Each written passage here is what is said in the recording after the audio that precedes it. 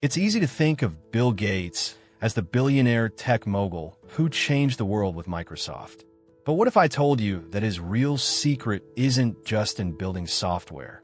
It's in how he thinks about money.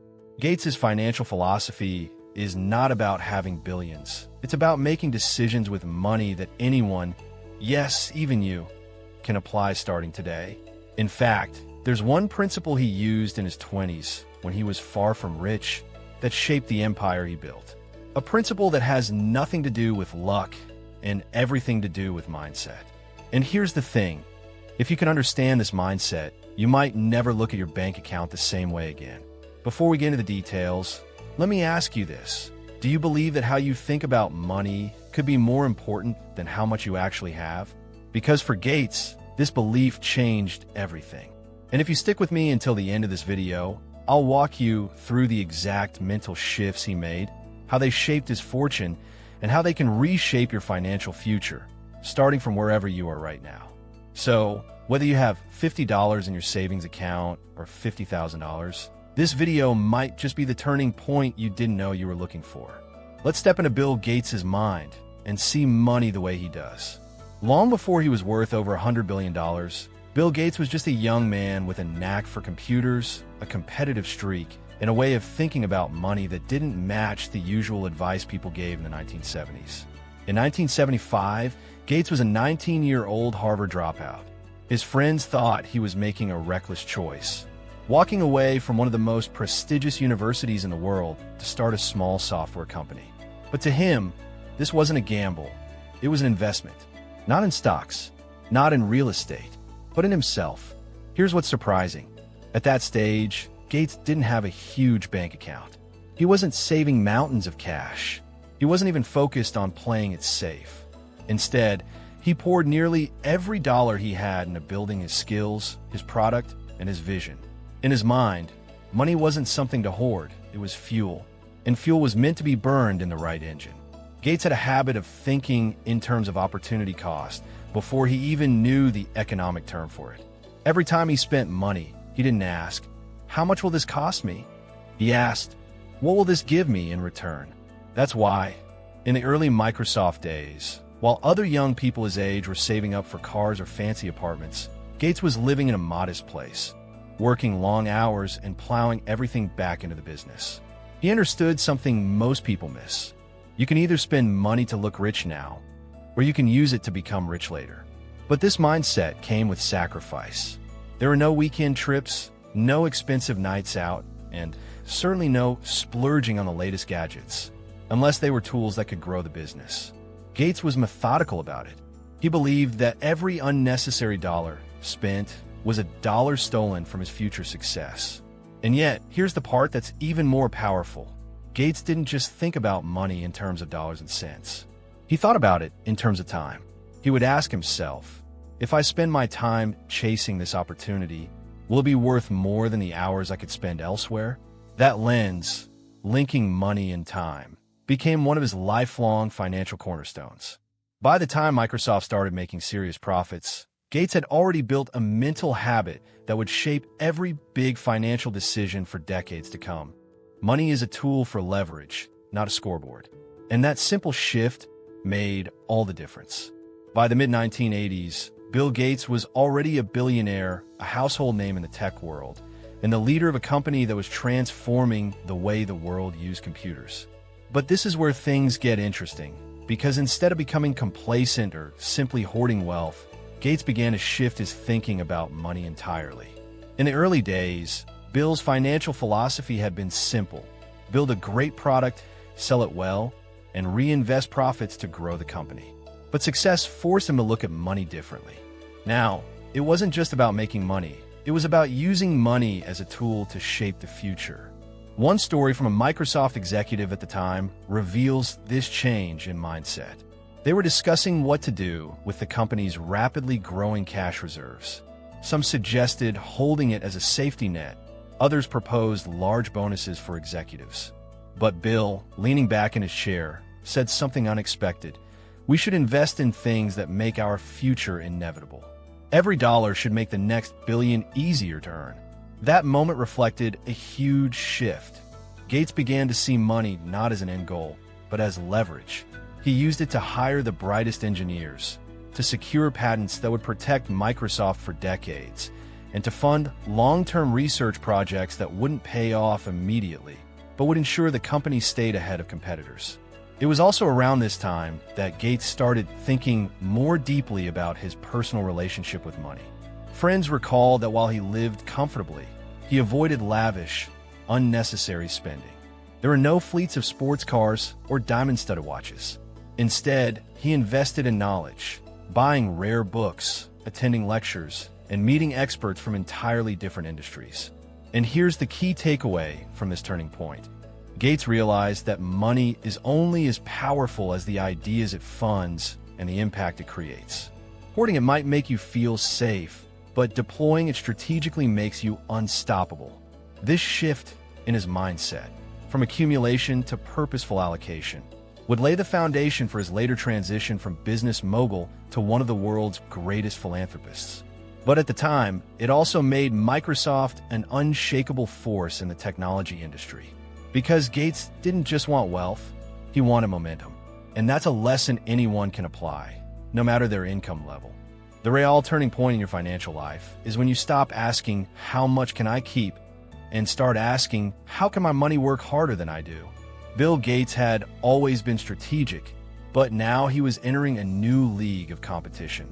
With Microsoft's early success in providing operating systems to IBM, Gates saw something most others didn't. The real value wasn't in selling the hardware. It was in controlling the software that made the hardware useful. It was a vision that would guide Microsoft into becoming one of the most powerful companies in history. While other tech firms were chasing the latest hardware fads, Gates focused on creating the software that could run on any machine. It was a decision that not only separated Microsoft from the pack, but also created a consistent stream of revenue. Gates understood that hardware would eventually become a commodity, but software could be endlessly improved, updated, and licensed. This wasn't just about technology. Gates was building a business machine. He cultivated a culture at Microsoft where ambition was rewarded, ideas were challenged, and speed was everything.